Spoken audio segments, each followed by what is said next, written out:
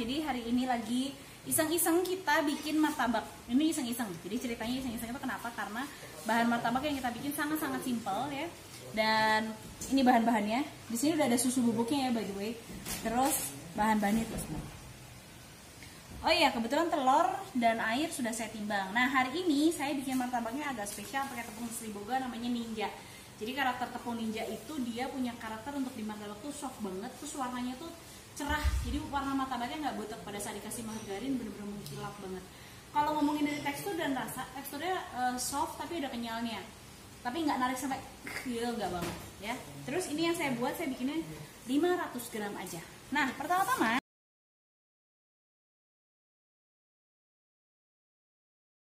buat ini kita kocok dulu yang namanya telur dan garam, kita masukin seperti ini ya. Kemudian sodanya, nah soda ini boleh dimasukin ke sini atau dimasukkan ke dalam sini. Jadi kita masukkan. Oke, kita aduk rata seperti ini.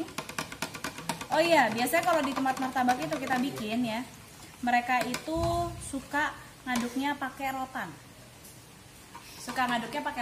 Jadi boleh juga pakai rotan, pakai sumpit, pakai balon whisk. Kayak kita mau pakai balon whisk, mau pakai yang seperti ini juga boleh. Jadi nanti biar lebih mudah pada saat kita mengaduk. Bebas ya alatnya, nggak wajib pakai balon whisk, tapi bisa pakai rotan, bisa juga pakai yang namanya ladle kayak gitu. Oke. Nah, gula itu kita masukkan juga ke dalam cairan sini.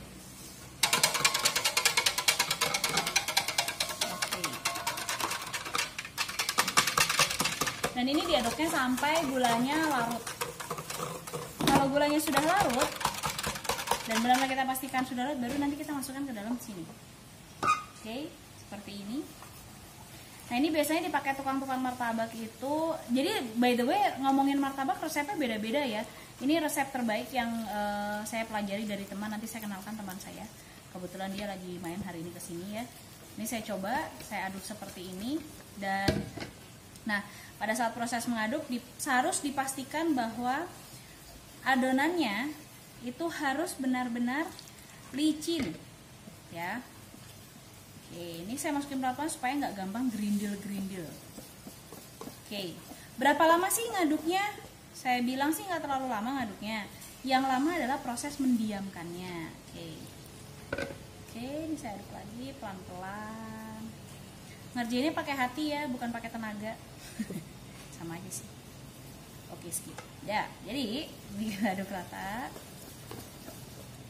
Nah, saya kenalkan ini salah satu teman yang mampir ke sini, tukang teman saya, dia hari ini bikin martabak juga. Sebut aku Norman. Siapakah Anda?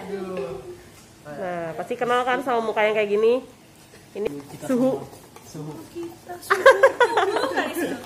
Oke ya, jadi itu tadi teman saya kenalkan karena dia lagi mampir ke sini dan salah satu pencinta martabak dan dia bikin martabak juga. Jadi itu saya kenalkan. Dan kalau ditanya resep dasar martabak itu memang beda-beda. Jadi martabak itu ada martabak Lebak Siu, ada martabak juga martabak Bangka.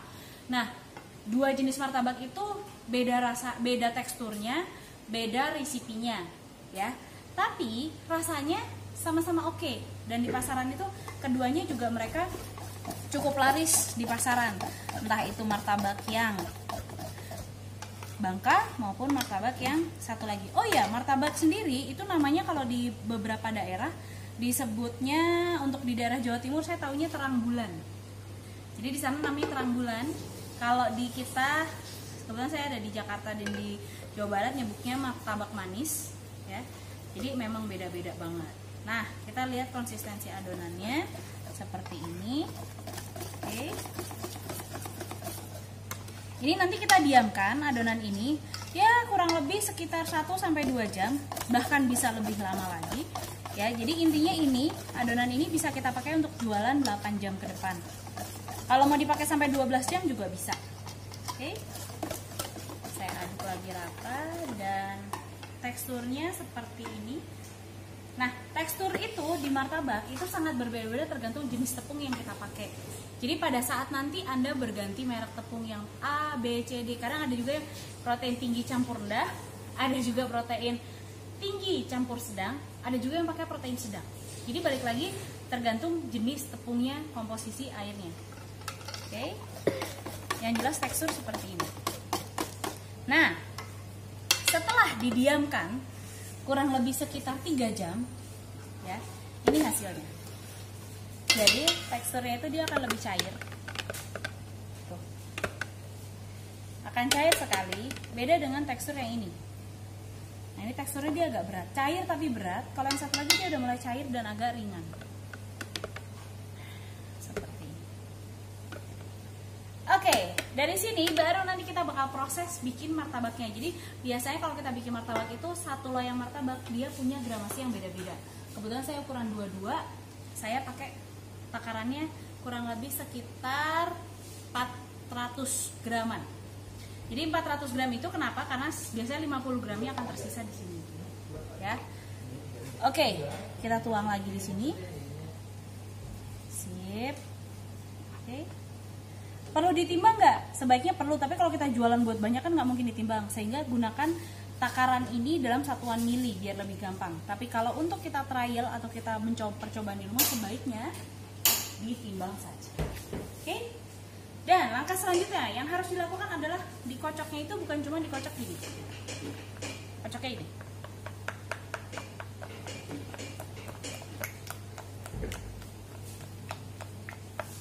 Jadi sambil agak ditarik, suaranya pakai.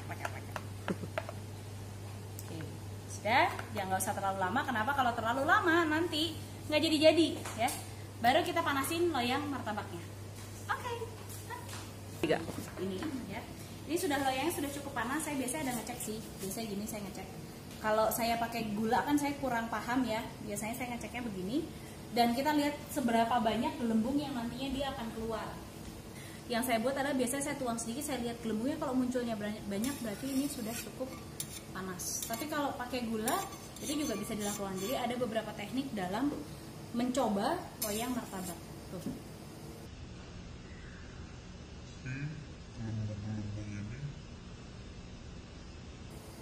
Oke, sekarang kita masukkan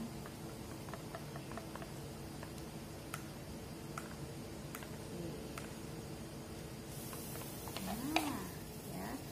Kemudian kita ratakan. Ini kayaknya cukup banyak. Nah, yang seperti ini nanti pada saat dia sudah warnanya sudah mulai berubah dari warna kuning menjadi agak bening, ini baru kita bersihkan seperti ini. Nah, supaya tidak mengganggu. Mengganggu apa sih? Mengganggu pada saat nanti proses pematangannya. Dan pada saat posisi seperti ini, sebaiknya kita perhatikan juga dari panas apinya. Untuk di awal-awal kita besarkan apinya, ya, kita besarkan apinya dan harus sangat diperhatikan gelembung yang keluar. Kalau gelembungnya dia di sini, sebenarnya panas yang utamanya di sebelah sini. Jadi kita boleh geser si loyang martabaknya, tapi tidak boleh terlalu jauh. Jadi kita geser sedikit, ya, supaya panas gelembungnya ini dia akan rata. Nah, terus kita kecilinnya kapan sih? Biasanya kita kecilin itu pada saat gelembung ini sudah mulai terbentuk, kurang lebih sekitar seperempatnya dari besarnya loyang. Baru setelah itu nanti kita kecilkan. Oke, ini tadi posisi besar, kemudian kita kecilkan. Iya, biarkan dia seperti ini. Ya. Nah, terus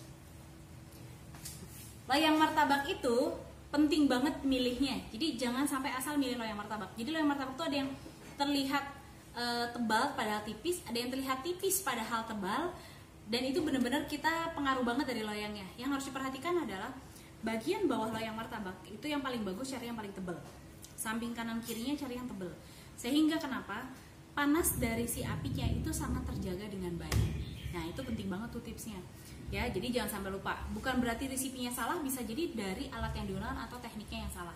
Dan kebetulan kalau pakai tepung ninja warnanya tuh kalau kita lihat sini nih, ini tuh bright banget, cerah sekali warnanya. Jadi kalau kita kasih kuning telur, warna kuningnya itu juga bener-bener menarik banget.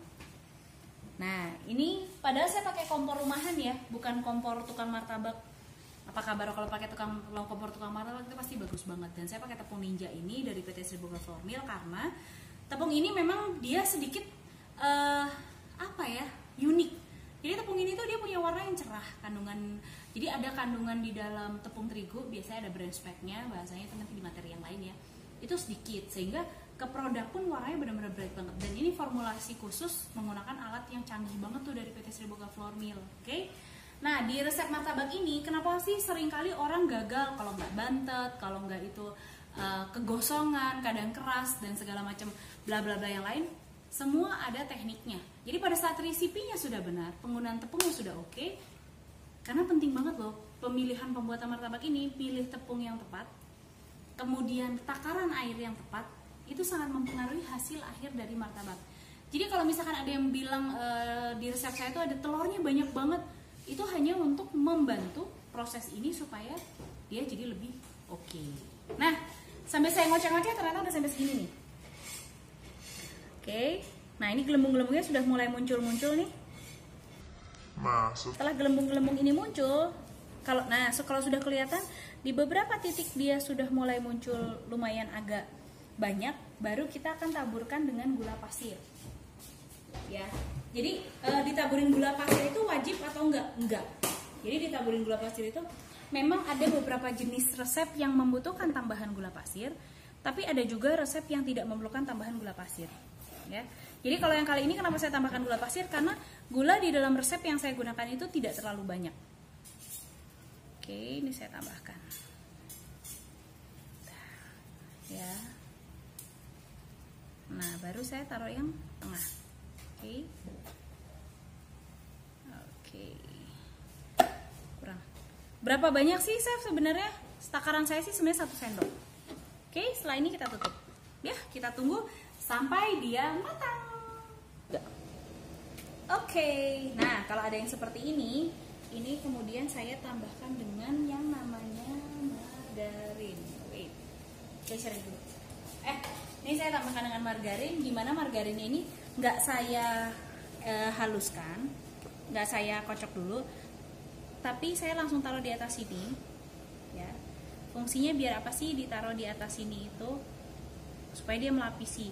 Kalau nanti udah pada saat kita angkat boleh nggak? Boleh banget. Pas kita udah angkat, kita boleh banget lapisi dengan yang namanya margarin atau butter. Kadang suka di mix kan. Berapa banyak? 1 sendok teh. Cuman ini kebetulan saya pakai sendok makan. Tapi kalau takarannya itu takaran 1 sendok teh. Oke. Dan sekarang nih saya bersihkan dulu gitu ya. Harusnya dari awal. Kalau kita bersihin terakhir, lihat nih. Tuh, jadi bopel-bopel, martabaknya nggak cantik. Ya. Oke. Nah, oke, seperti ini.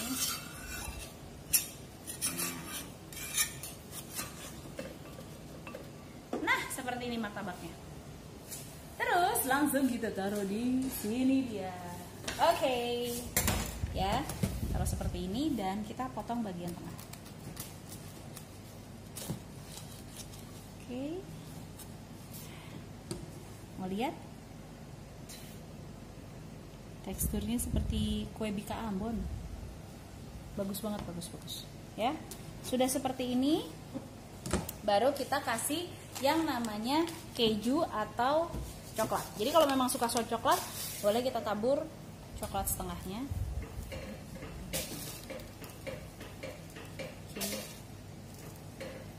Oke. Ini coklatnya enak banget nih, guys.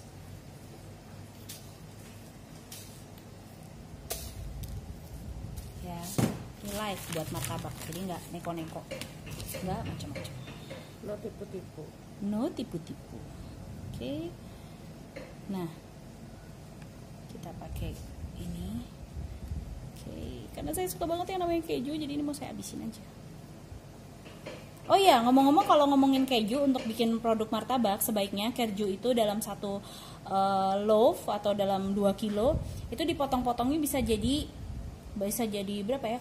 Hampir 40 biji lebih lah, 2 kilo tuh. Bahkan lebih. Nanti cara motongnya itu di session yang terpisah. Sesi martabak. Oke, ini saya ratakan dan sekarang saya tambahkan susu. Kebetulan susu saya ini juga.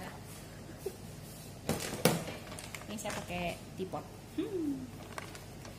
Ya, teapot itu dia punya susu kental manis yang kemasannya 2 kilo. Jadi pada pengusaha martabak di luar sana atau orang-orang yang suka pakai banyak banget yang namanya susu kental manis, bisa gunakan merek ini. Saya belum nggak di endorse ya, tapi ini rasanya oke. Tuh. Oke. Kemudian, biar kelihatan saya baliknya berarti dari sini aja.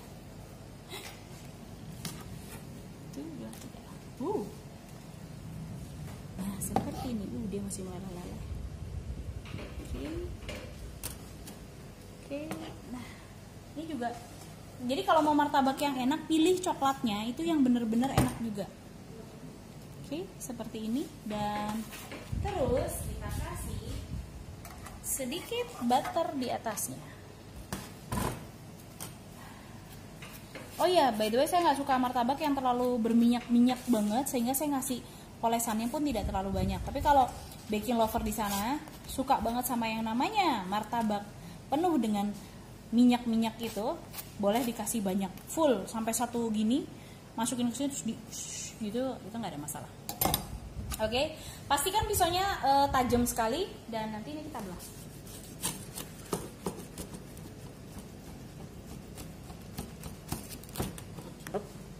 Oke, seperti ini kita belah. Nah, potongannya tukang martabak biasanya seperti ini dan kita belah ini. Kalau bisa sih dibersihin dulu ya. Ini kita belah samping kanan kirinya dulu. Oke. Kemudian tengahnya.